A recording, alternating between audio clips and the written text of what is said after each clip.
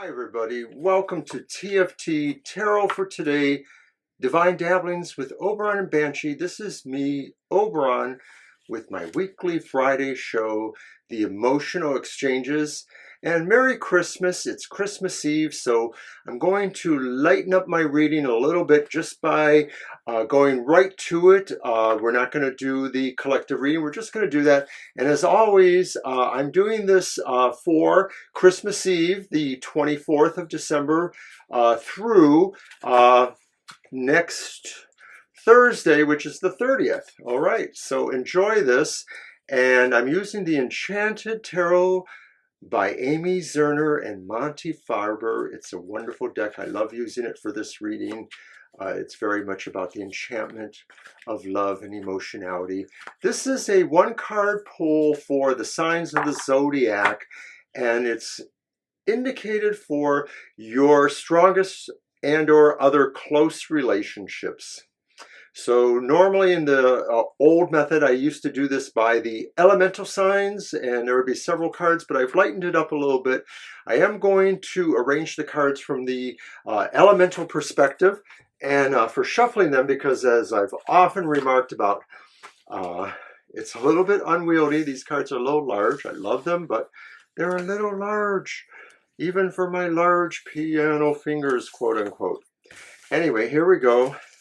We're just going to shuffle them around like that, and then put them back together.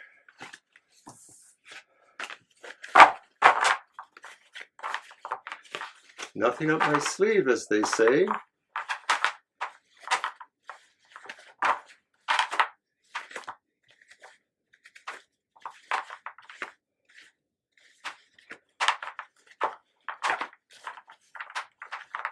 All right, here we go. And we're just going to do a couple hand over hands to kind of distribute just a little bit more.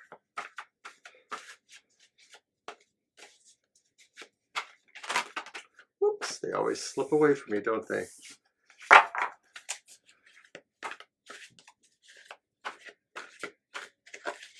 Customary cut.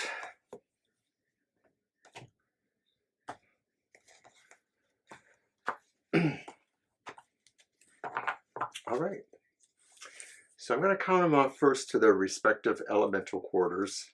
And so that's going to be Aries, Taurus, Gemini, Cancer, Leo, Virgo,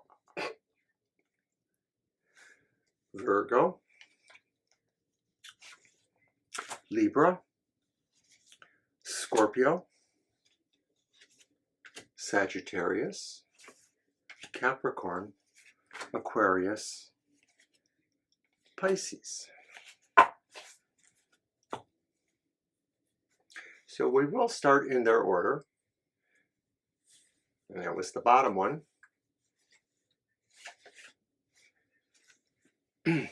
Aries, you have the Tower. So I think Aries, you're going to learn a lesson, and it's about the emotionality. It may be that something you really cherished is having major problems or is actually over. Yet still within this, there is something that would probably give you an enlightenment or give you a new perspective. So the Tower is not all bad as long as you pay attention to the lesson it teaches you. But this is something emotionally very hard on you. Taurus. Perfect card for Taurus. It's the Princess or Page of Pentacles.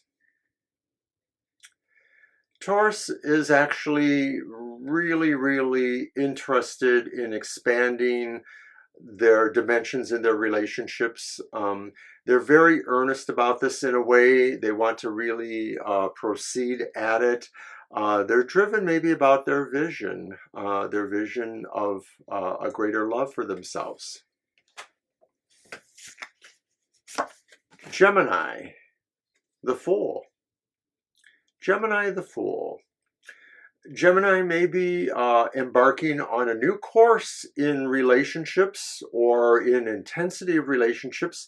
Maybe there's a even a level to explore in a relationship. Like maybe you're about to really discover something even much more deeper or level than you have understood up to now about your particular romance or strong relationship. How interesting. Be brave. Be brave, of course. Cancer. 10 of Wands. Cancer finds that there's a chore about love. There's a lot of, perhaps we would call them responsibilities in their relationship, or a set of relationships, or particular ones. Cancer may feel oppressed by this, the idea that maybe, in a sense, that maybe they're possibly held hostage, or at this time they're emotionally vulnerable to this relationship, and it's a sense of not being able to move, of being oppressed.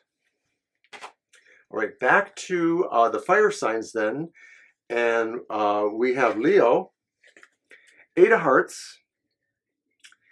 It's good. It's the 8 of Cups. It's sort of good. I think, yeah, it's good enough. I think what it's really saying is that for the Leos, they may have decided they should move on in their relationship to either another relationship or some deeper aspect of it. But I think they're mostly leaving behind something.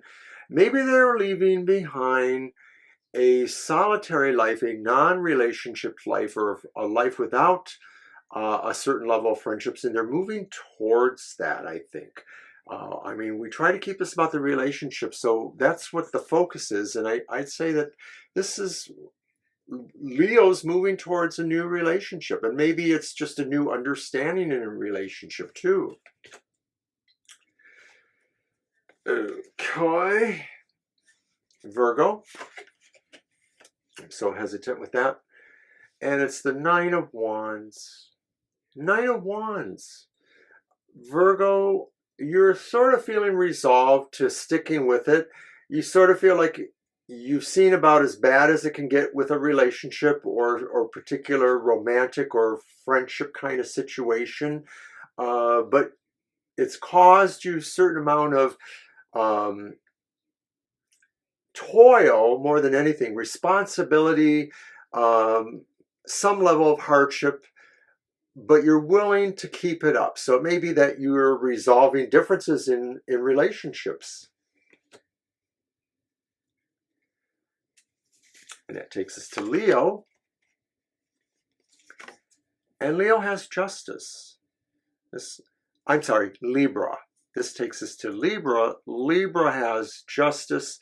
This is kind of so appropriate for Libra, obviously, you know, the scales and all that.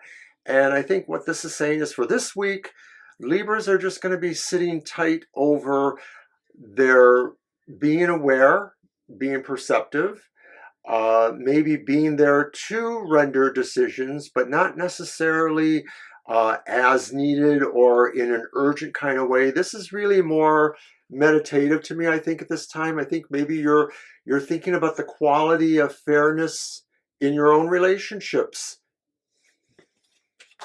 So then Scorpio.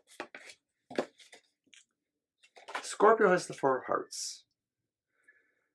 Scorpio is looking for something and not sure where they want to go. They may seem to feel like they have some options, but they're just not ready to commit yet. This could be about romance. This could be about other things that are really touching, emotionally respondent to you. You're just not really ready to move yet. You're not at rest over it, but you're waiting for more. Sagittarius. And Sagittarius has the moon. So Sagittarians, I think they are possibly uncovering mysteries. They are feeling intuitive and psychic.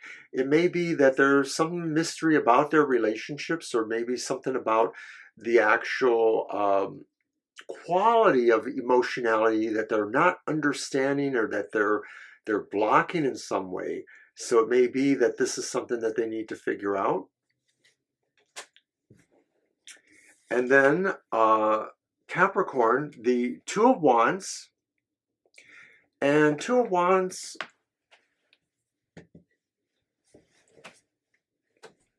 Capricorn, Two of Wands.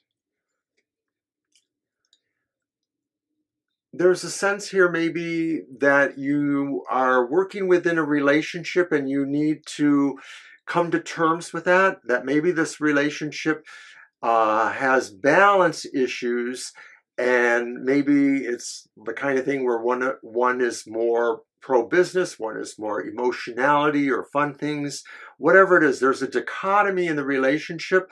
It looks like you're going to be able to resolve those things, but that's what the focus is for this week. Aquarius, Seven of Swords. Aquarians, I think, are kind of pulling back from a relationship, and maybe they're thinking about being a little bit more covert themselves. Maybe they're thinking about finding another angle in towards a relationship. So maybe that Aquarians are possibly feeling spurned in relationships or in love, and maybe they feel they have to find a more clever way to be there in the relationship, or to make their presence known in the relationship. So it sort of has a pirate-like feel to it, to me, in a way. So have at it, Aquarians. And then finally we are on Pisces, and Pisces reaps the Wheel of Fortune. I think for Pisces there's a great sense that everything has aligned into place emotionally, and perhaps in just regular friendships, regular situations that involve where we derive our pleasure from. So I think this is a great sign for Pisces. So we're at peace, and we're just sort of relating to the sense of things moving along as they should. So that's what I have for the emotional exchanges for this week. And I want to once again thank everybody for coming, and to wish everybody a Merry Christmas, a Happy New Year, Happy Kwanzaa, whatever spiritual or secular sense that this time brings you. I hope you enjoy yourself, and I hope you will feel the return of the sun however you are meant to. Take care and bye.